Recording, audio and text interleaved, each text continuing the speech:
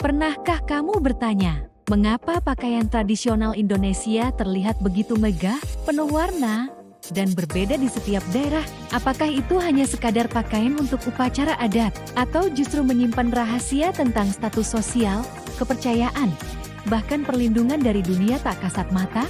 Hari ini, kita akan menyingkap makna-makna tersembunyi di balik pakaian tradisional Indonesia.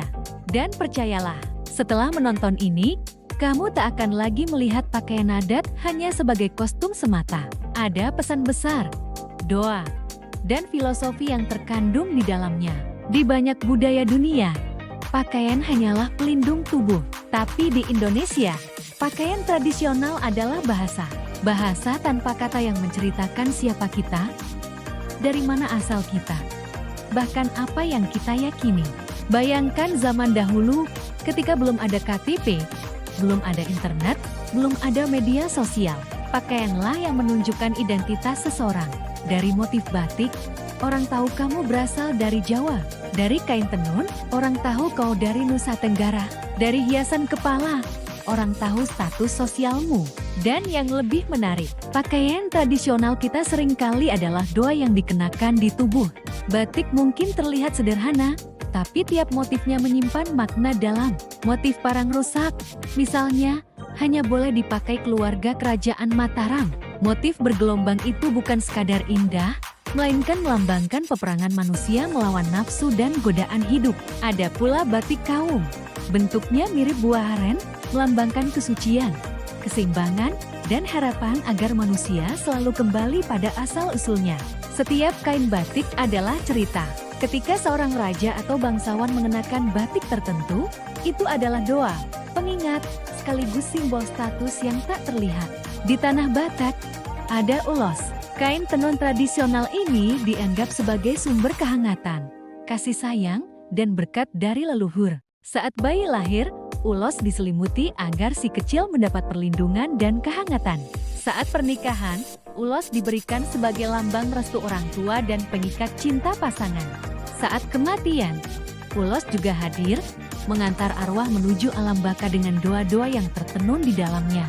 Ulos adalah doa yang hidup, doa yang bisa disentuh, doa yang mengikat kehidupan manusia dari lahir hingga akhir. Kebaya adalah pakaian anggun yang melekat dengan identitas perempuan Nusantara. Tapi kebaya lebih dari sekadar keindahan.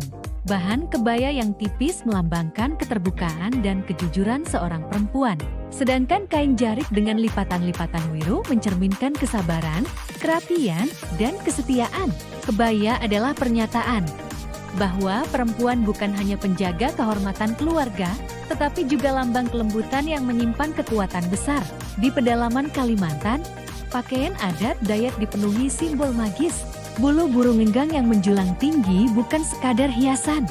Bagi masyarakat Dayak, enggang adalah burung suci, penghubung manusia dengan roh leluhur. Manik-manik berwarna-warni yang menghiasi pakaian juga penuh makna. Putih melambangkan kesucian, merah keberanian, kuning kemakmuran. Bagi orang Dayak, pakaian adat adalah perisai bukan hanya dari bahaya fisik, tapi juga dari roh-roh jahat yang tak kasat mata. Di Nusa Tenggara, kain tenun ikat bukan sekadar busana. Ia adalah identitas, simbol kesuburan, bahkan mas kawin dalam pernikahan. Setiap corak bercerita tentang alam. Motif kuda melambangkan kekuatan. Motif laut melambangkan kesuburan. Warna-warna alami dari tumbuhan dan tanah adalah bukti harmoninya manusia dengan lingkungan. Yang membuatnya istimewa, satu kain tenun bisa menemani perjalanan hidup seseorang, dari lahir hingga meninggal dunia.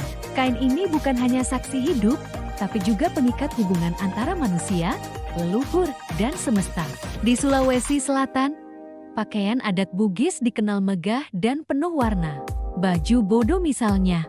Pakaian tradisional perempuan Bugis memiliki warna yang melambangkan usia dan status.